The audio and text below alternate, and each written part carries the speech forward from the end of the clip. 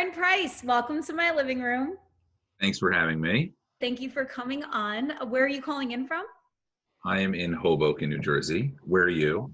I'm not too far. I'm in Jersey City, New Jersey. Nice. How you holding up? Holding up. It's good time to keep rolling. Yeah, it's quite a time, isn't it? Quite the time in history. Well, Aaron, you are the CEO of the New Jersey Tech Council, and I know that you are doing a really cool campaign with PSC&G to help people out there. So why don't you talk to us about that? Sure. Yeah, we've launched with PSC&G the New Jersey Tech Council's Clean Tech Alliance, which is built to connect the early stage and startup technology community to larger organizations that can help propel their businesses. And so the first initiative that we have going is called our Clean Tech Impact Challenge, which is seeking solutions to energy equity, energy reduction, and the future of work, and rewarding a startup with a $50,000 cash prize, with mentorship inside PSC&G, with an accelerated potential pilot program with PSC&G, a press, and a variety of other things. So I'm hopeful that we can bring together startups around the region and show that New Jersey can help accelerate their growth. That is so awesome. Congratulations on doing that. How has the campaign gone so far? It's been great. We launched it with a live event last week. I don't know, all the days run together now, but sometime in the past with PSEG CEO Ralph Izzo, who's been enormously involved and supportive, which has been really encouraging for us in the community, alongside Andrew Yang, the former presidential candidate, where clean energy for him is a big part of his platform. And so I was really excited about the response in the community. We've had a lot of great applications come in so far. It's been really exciting to see the response from the community and how we might be able to be impactful here. Absolutely. So besides this campaign, what is the New Jersey Tech Council?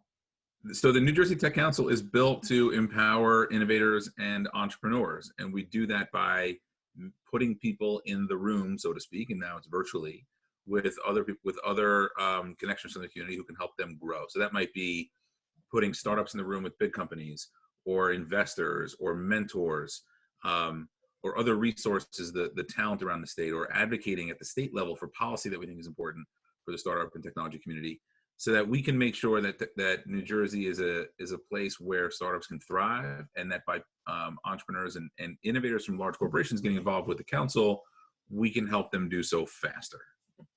That's great. And I could attest, New Jersey is a great place to start a business. There's so many tools and resources and people willing to help like yourself. And that's really cool. What's your background?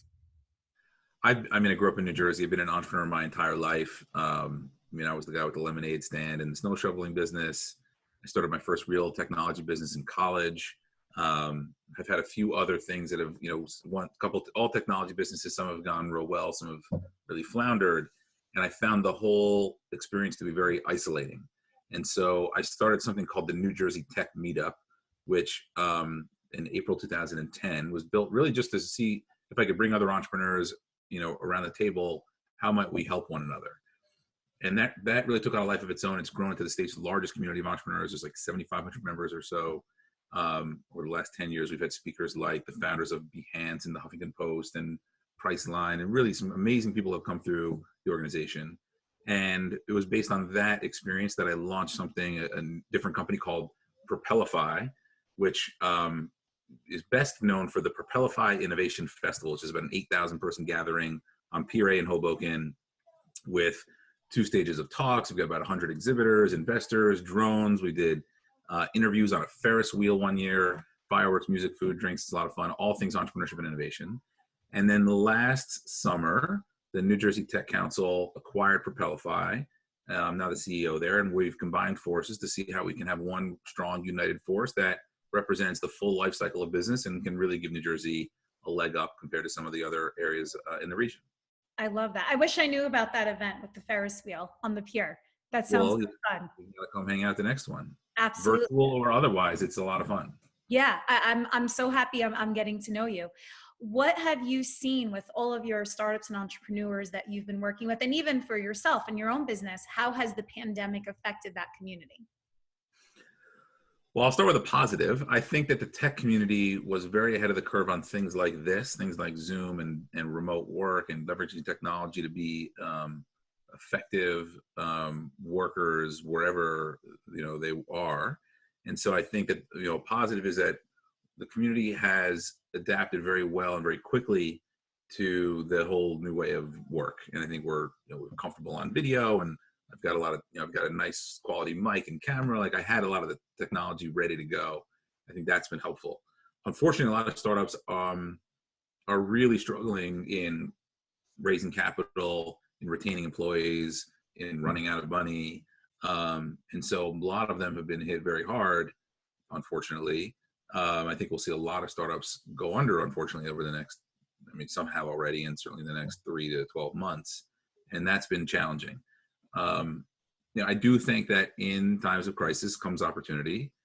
And I do believe you'll see a lot of really determined entrepreneurs thinking about creative solutions that address some of the things that this new world has provided. Absolutely. I give that advice to people too, that you have to work harder than you have ever in your life to just keep yourself relevant. So when things do open back up, you're top of mind in your respective field. Agreed. Absolutely. It's challenging because there's a lot of content. It's hard to stand. I think a lot of the principles remain true. Be in front of people at the right time with the right message. And entrepreneurs, I think, are generally obsessed with that approach. Now we just have to be a little more creative in how we get in front of people and when and what that message is that stays relevant and sensitive to what's going on in the world. Yeah. Where can people find out more about you? LinkedIn's a good place. Twitter, I'm at AP Startup. Pretty active on both of those networks are probably the best way to do it. And at njtc.org. If they're not members of the organization, they should definitely check it out.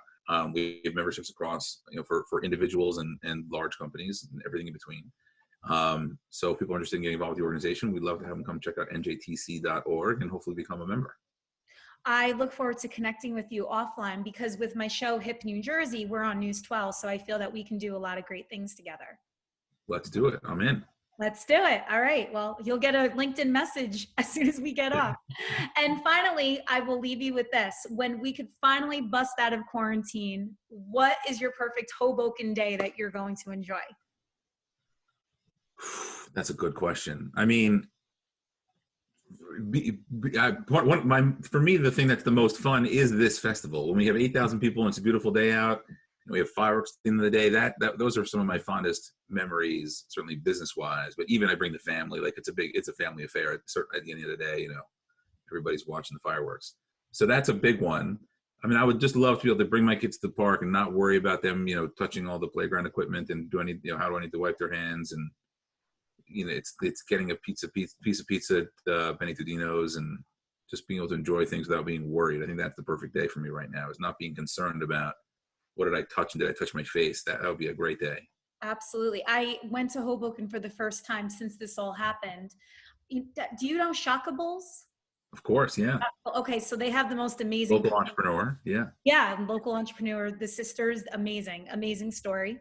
But their vegan cookies are the best cookies ever, if you've ever had them. I have. They make great stuff. They really do. So I'm like, you know what? Let me just take a ride. It felt like the apocalypse. I've never seen Hoboken like that. Deserted. It was Sunday, mid-afternoon. Everybody in masks and gloves, keeping distant. It's just so sad because that's not our community. It's not. It is sad. There is some upside. I wake up now and there's birds chirping out the window and it's super quiet. So I feel like we've kind of got a best of both worlds as far as if you like some of that suburban stuff, but you want to stay in a city. For right now, it has a little bit of that feel because it's so quiet. Yeah. But yeah, the energy that exists around town is gone. And one of my favorite parts of the day right now is going out. We do the 7 p.m. clap religiously. It's great to see my neighbors. It's great. I think, I love having my kids be a part of that. It's nice to feel that sense of community. Because it is sad. And it's, I'm very fortunate. I don't have a lot of people directly who've been affected. Personally, we're doing okay. I'm hypersensitive to the fact that a lot of people are not doing okay. A lot of people are ill or struggling financially. And so I think that 7 p.m. component of feeling a sense of community, even for those couple of minutes, does really help keep people, certainly us, positive. That it's just a matter of time before we get out of this. Yeah, we're doing that too in Jersey City, the 7 p.m. clap. Yep. Yeah. There's that sense that we're all kind of, I don't know if you've read this thing about we're all in the same storm, not necessarily all in the same boat together here. That we're all in the same storm, and some of us have very, very different boats, and some have more food in boats, and some are sick, and some can't afford to keep a paddle. But I think that 7 p.m. moment is one of those moments where we are kind of all in it together. Yeah, I love that. Well, this was so fun, Aaron. Thank you so much. Thanks for having me. I'll talk to you soon. I'm looking forward to meeting you in person one day soon. That would be great. And by the way, if you're around tomorrow, we're hosting Al Roker to talk about his entrepreneurial endeavors at 12 or 1. I forget now, but if you go to njtc.org and you want to check it out, join us tomorrow with Al Roker, the entrepreneur. So fun. So fun. We'll definitely check that out. Cool. Thank you, Aaron. Awesome. Thank you very much. Appreciate it. Same here. Bye. Bye-bye.